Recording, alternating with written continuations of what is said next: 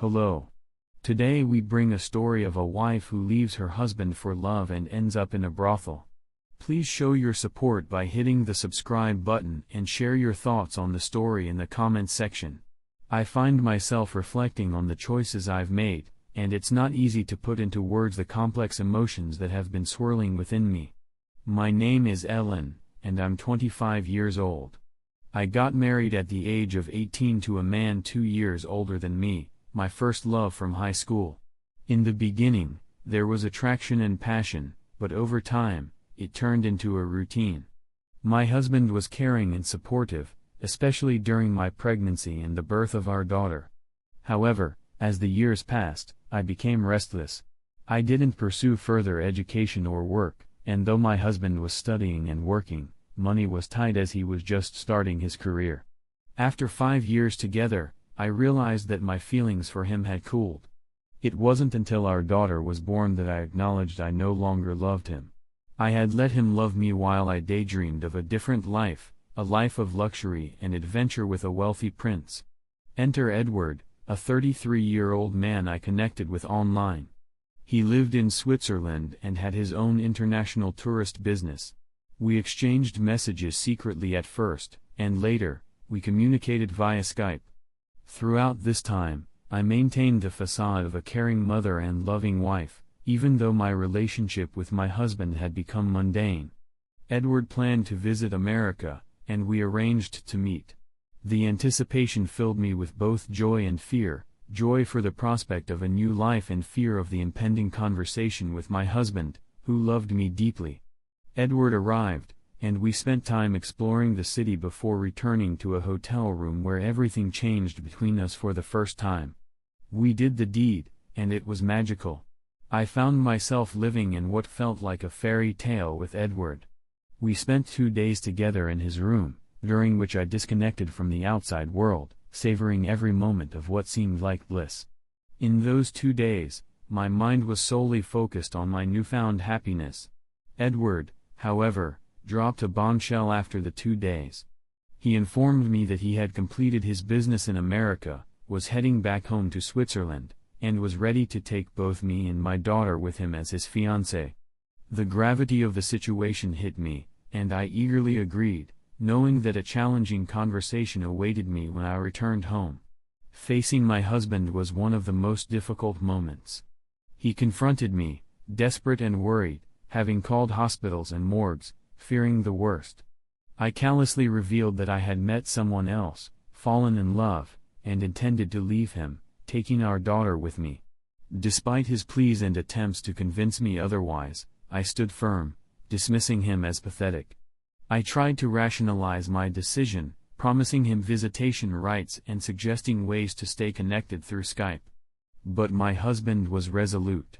Frustrated, I resorted to insults and accusations, blaming him for hindering our daughter's bright future with his perceived jealousy and resentment. Returning to Edward, I poured out the details, hoping for comfort.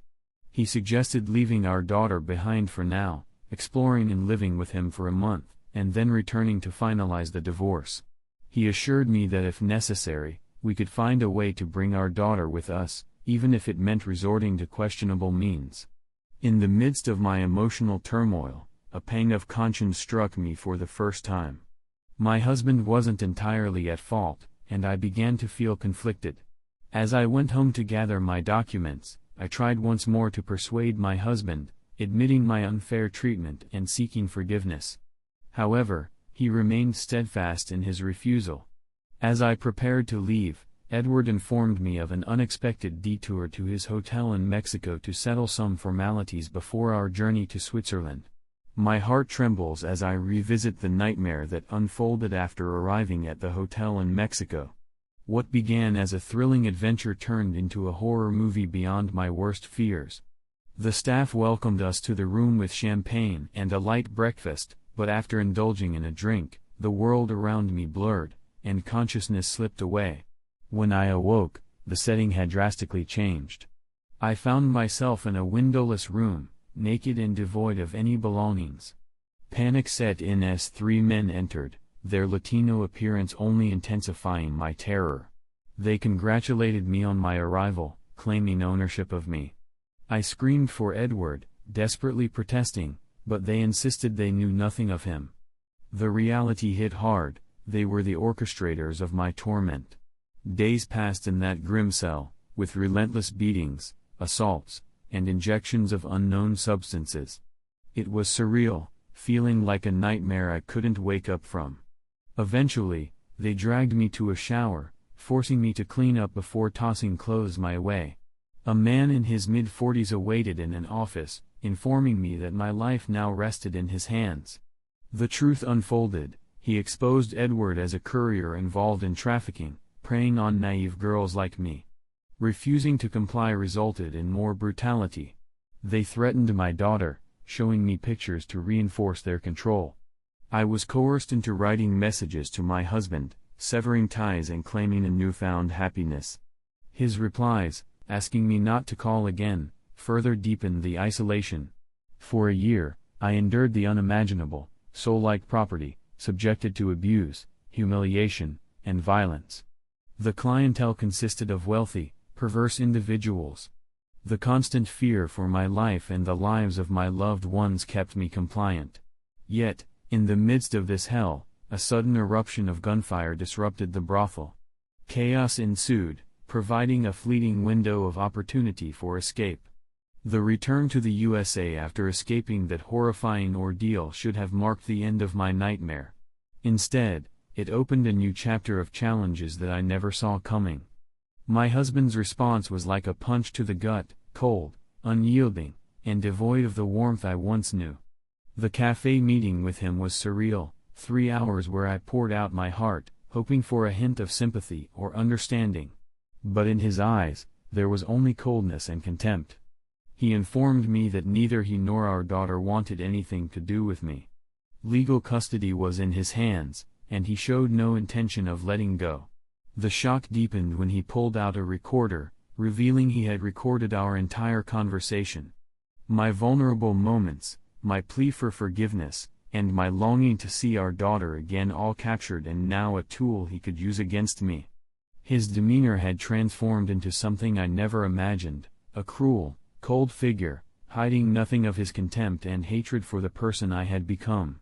He urged me not to appear in their lives again, threatening to expose my past to relatives, friends, and even our daughter. He painted a picture of me as a loving wife and caring mother who had tragically passed away, sparing our daughter the painful truth of my betrayal. Now, I find myself grappling with a profound loneliness. I yearn for my daughter, miss her terribly, and even in the midst of my own mistakes, I can't help but reminisce about the good moments with my family. I don't harbor any illusions of forgiveness or reconciliation from my husband, but the isolation is a heavy burden. The question of what to do now looms large. It's a story marked by pain, regret, and a desperate desire for connection. As I navigate this tumultuous chapter, I wonder if there's a way to find a glimmer of hope, a path toward healing, or at the very least, a chance to see my daughter again. If you've been through anything similar, I'd appreciate hearing your thoughts and advice in the comments.